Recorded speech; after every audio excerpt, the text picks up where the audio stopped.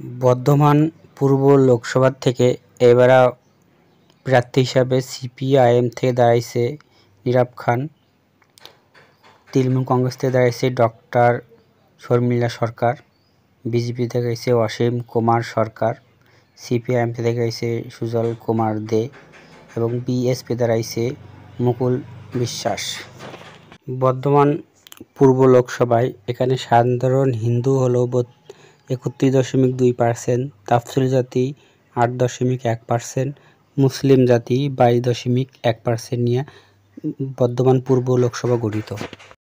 বর্ধমান পূর্বে লোকসভায় মোট 60টি এখানে বিধানসভা আছে।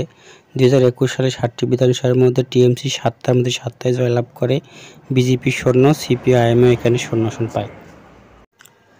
2021 সালে 60টি বিধানসভার মধ্যে তৃণমূল কংগ্রেস এখানে 48% ভোট পায়, বিজেপি পায় 40% এবং সিপিআইএমই পায় এখানে 9%।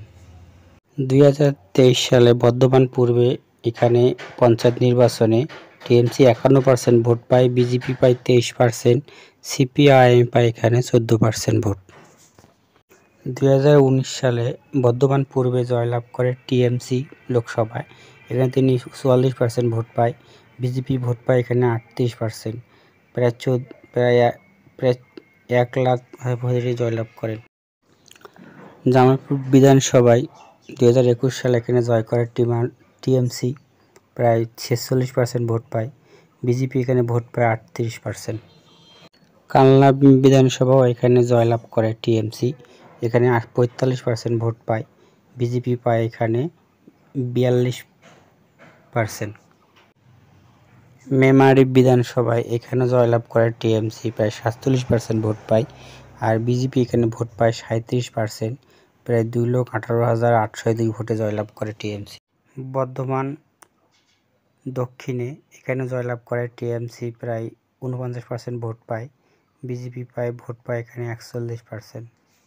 বর্ধমান উত্তরে এখানে জয়লাভ করে টিএমসি, প্রায় 43% ভোট পায়, বিজেপি এখানে প্রায় ভোট পায় 40%, এখানে টিএমসি জয়লাভ করে।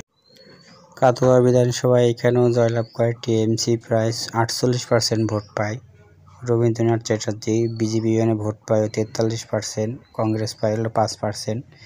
সব মিলিয়ে এখানে টিএমসি ভোটে এগিয়ে আছে এবং সব পঞ্চায়েত নির্বাচন, লোকসভা নির্বাচন এবং বিধানসভা নির্বাচনের ভিত্তিতে টিএমসি এখানে লোকসভা ভিত্তিতে এগিয়ে, কিন্তু লোকসভা ভিত্তিটা আলাদাই, মানুষের নিয়ত পরিবর্তন হয়। দেখা যাক 2024 সালে কে জিততে পারে।